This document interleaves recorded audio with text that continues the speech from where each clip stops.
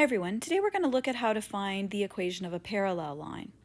In our example, we are told that we need to find the equation of a line that is parallel to y equals negative 2x plus 5 and has the same y-intercept as y equals 3x minus 1. To answer this question, we're going to need to consider what we know about y equals mx plus b. We know that m is the slope and that b is the y-intercept. We also know that parallel lines have the same slopes. So if we need to find the equation of a line that is parallel to y equals negative 2x plus 5, that line has a slope of negative 2.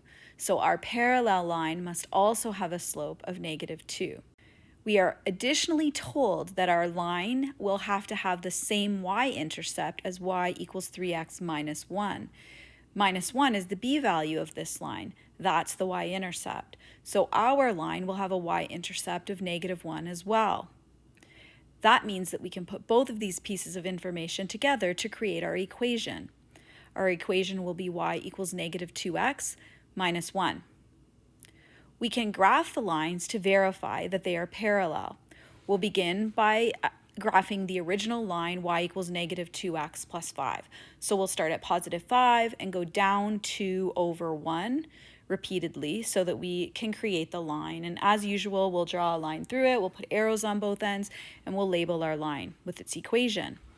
Now we'll graph our new equation. We'll begin at negative 1 for the y-intercept, and from there we'll count down 2 over 1 repeatedly, draw our line through the points, put arrows at both ends, and label our line. And we can see that those two lines are in fact parallel by how they look on the graph.